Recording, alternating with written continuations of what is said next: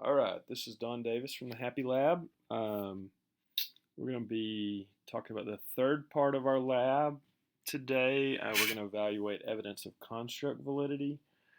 Um, we're not going to do an extensive number analyses, but I want to just kind of demonstrate the logic. So, what you're trying to do is now you're shifting to a way of thinking where you're taking on the stingy reviewer role.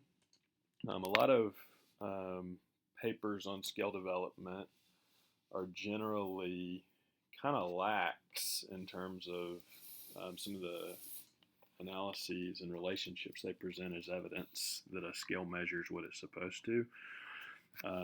But actually, a stronger approach would be to think to yourself, what constructs might be too strongly correlated with the current latent construct, or are there any measures or construct that this measure should predict, but you don't think it will?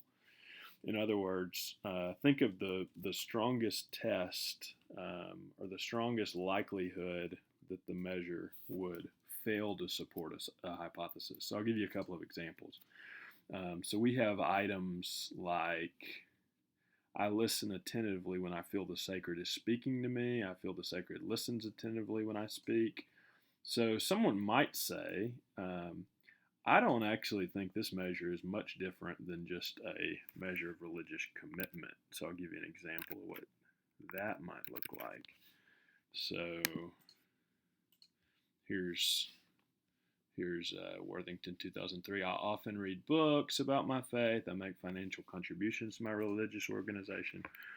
Um, so a lot of times with like relationship quality measures, they all are really strongly correlated with each other. And in prior work on religion, a lot of measures of religiosity aren't really distinguishing themselves for each other. So this would be a strong test. Another would be this seems to be getting at someone's relationship with God or the sacred, and a very similar idea is the attachment to God scale. So look at this. God or the sacred seems impersonal, so that's kind of more of an avoidant style. God knows when I need support. That'd be kind of reverse coded and more aligned with avoidant. God seems to have little or no interest in my personal problems. Sometimes seems responsive. So those are kind of more avoidant items. And then I have a warm relationship. So there's several that are anxious attachment. And this sheet kind of has the scoring down at the bottom. So our second prediction is that our new measure may not distinguish from that. So basically what you're trying to do is set up a test that's likely to fail unless the measure is doing what it's supposed to do. So in terms of how to actually run this, you first need to create a new measure based on the final items. So you go transform compute variable, enter the name of the variable here, and then mean, and then CS1, CS2 in parentheses, and then hit paste. So I've already done that, and I'll show you what that syntax looks like.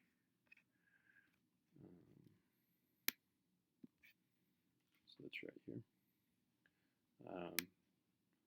So you can, it's actually quicker just to write this syntax within a syntax window, and this is the format: compute, name of the variable equals mean, semicolon, then you put the item separated by a comma, and then execute. So let's see. So we're here. We want to check the reliability of the scale. So we've done that before, so I'm not going to repeat how to run that, but here's the syntax for checking that. And it looks good.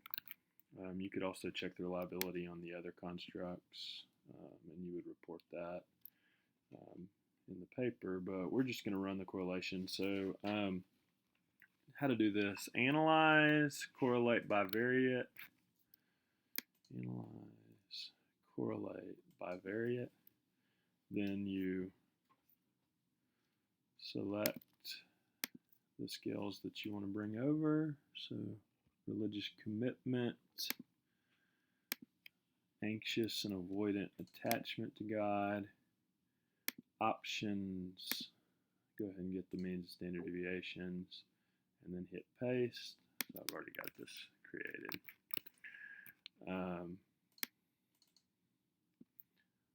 And here's our correlation matrix. Okay, so correlations above 0.5 are considered strong. As you start getting around the 0.80 range, you're getting into the ballpark where once you adjust for attenuation due to error, it's hard to say that you're measuring different constructs. And so what we see here is our scale doesn't seem to be very strongly related to anxious attachment, but this the 0.80 correlation is a very strong correlation with avoidant attachment, and then the correlation with religious commitment of 0.7 is very strong. I'm not sure why that's negative. My guess is that's those items are just all coded in one direction, which is kind of weird. We would need to fix that. So, in terms of interpreting, the R between communication and religious commitment was 0.70. This means, so 0.7 squared is 49% of the variance is shared between the scales, which is approaching too high of a correlation. That's not showing us really what we hope to see if we wanted to publish the scale. Avoidant attachment, the 0.80, that's 64% of the variance shared, probably way too high. That's not a good sign. Why do we need to use a new measure when we have the other one that is measuring about the same thing? Anxious attachment wasn't a problem, so if we'd have seen a low relationship across scales, then we'd probably move forward, but to be honest, this is probably the end of the road for this scale. So it's hard to imagine why we would need to keep moving forward.